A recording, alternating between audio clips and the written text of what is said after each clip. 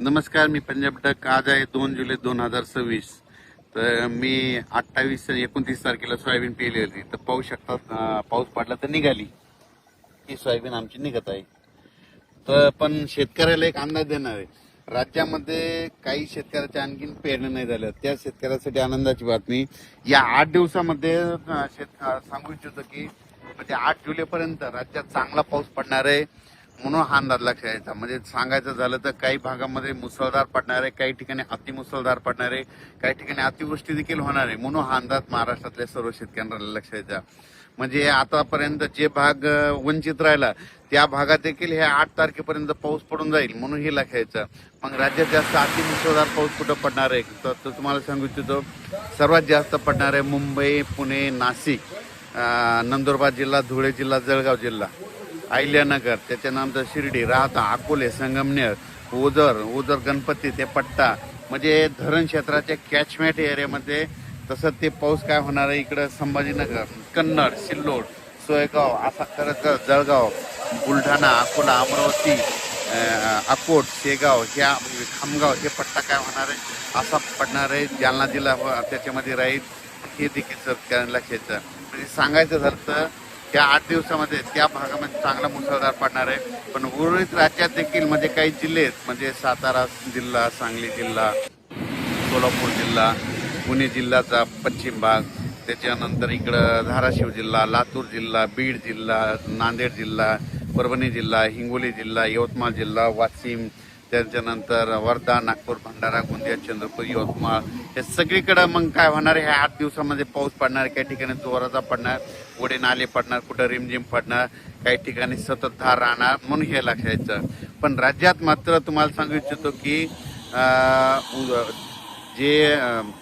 जी पाण्याची जी टंचाई वाटत शेतकऱ्याला, पाणी टंचाई होणार आहे, दुष्काळ पडणार आहे, ते तसं काय होणार नाही. तुम्हाला सांगू इच्छितो, उत्तर महाराष्ट्रामध्ये जे धरणं येतात, तुम्हाला सांगतो उत्तर महाराष्ट्रामध्ये नंदुरबार जिल्हा, धुळे जिल्हा, नाशिक जिल्हा आणि त्याच्यानंतर अहिल्यानगर, जळगाव जिल्ह्याचे जे छोटे छोटे धरणं आहेत, या पावसामध्ये ते पाझर तलाव त्याच्यामध्ये भरून जातील, म्हणून हे लक्षात यायचं. पण त्या व्यतिरिक्त तुम्हाला सांगू इच्छितो, निळवंडे धरण झालं, भंडारा धरा, त्याच्यानंतर गंगापूरचं धरण झालं. काय होणार आहे, इकडं उत्तर महाराष्ट्राकडे पाऊस पडणार आहे, गोदावरीला, नाशिककडे पूर येणार आहे, त्याच्यामुळे ते पाणी काय होणार आहे ह्या धरणामध्ये येणार आहे. ते धरणं जर भरले तर मग काय होतं, त्याच्या खालचे जे धरणं आहेत, मग जायकवाडी धरण, हे मग त्या धरणाचं पाणी त्याच्यात सोडतं, म्हणून शेतकऱ्यासाठी आनंदाची बातमीमध्ये पिण्याचा प्रश्न त्या पट्ट्यातला मिटू शकतो, म्हणून हे लक्षात.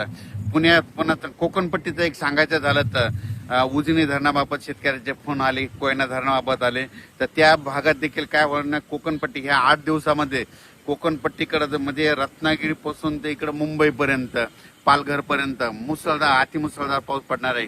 कोकणपट्टी, घाटमाता, महाबळेश्वर, त्या पुणे त्या परिसरामध्ये. मग त्याच्यामुळे काय होणार आहे, जे कोयना धरणाचा जे कॅचमेंट एरिया पाऊस पडण्याचा, त्या एरियात पाणी पडणार आहे आणि कोयना धरणाला लगेच पाणी येणार आहे. त्याच्यानंतर उजनी धरणात देखील काय होणार आहे, पुण्याकडे तिकडल्या पट्ट्यामध्ये पाऊस पडणार आहे, त्याच्यामुळे उजनी धरणात देखील ह्या पावसामध्ये बऱ्याच भागामध्ये आवकमध्ये सुरुवात होणार आहे, म्हणून हे लक्षात यायचं. सांगायचं झालं तर 8 जुलैपर्यंत राज्यात म्हणजे आज 2 तारखेपासून 8 जुलैपर्यंत दररोज वेगवेगळ्या भागात जोराचा पाऊस पडणार आणि शेतकऱ्याची ज्यांचं पेरायचं राहिलं सगळीकडे पाऊस पडणं आणि सगळ्याच्या पेरण्या होणार आहे. आणि त्याच्यानंतर तुम्हाला सांगितलं हे पाऊस 8-9 तारखेपर्यंत चालत, पण त्याच्यानंतर पुन्हा लगेच 13-14 तारखेला पुन्हा पाऊस येणार आहे. पुन्हा जुलैच्या शेवटच्या देखील आठवड्यात पाऊस येणार आहे, म्हणून शेतकऱ्यांना घाबरू नका. दुष्काळ वगैरे काही पडणार नाही, पण पाऊस येणार, सगळ्या शेतकऱ्याच्या पेरण्या होणार आहे. फक्त मागं पुढं होणार आहे एवढं मात्र निश्चित लक्षात घ्यायचं. जमिनीमध्ये ईद ओला असेल तर शेतकऱ्याने पेरणी करायला काही हरकत नाही. आम्ही देखील पेरणी केल्याच्या नंतर बघा सारखा दररोजच पाऊस आहे आणि आमचं सोयाबीन आता उगून निघलं. आणि पण मुंबईकरांना आणि नाशिक जिल्ह्यातल्या मुंबईकरांच्या, नाशिक जिल्ह्याच्या जनतेला एक माझं एक आव्हान आहे, हे 8 दिवस जरा सतर्क राहा. काय करा, वडे नाले ज्यांचे घर नाल्याच्या बाजूला, वड्याच्या बाजूला असेल तर तुम्ही जरा काळजी घ्या. पाऊस जर चालू असला, सारखा जर 3 तास पाऊस चालू राहिला तर तुम्ही समजायचं बिलकुल पूर येणार आहे, म्हणून ती परिस्थिती राहता तुम्ही दक्ष राहा. कारण की मुंबईमध्ये खूप अतिमुसळधार पाऊस पडणार आहे. मुंबईपेक्षा जास्त नाशिकच्या म्हणजे दिंडोरी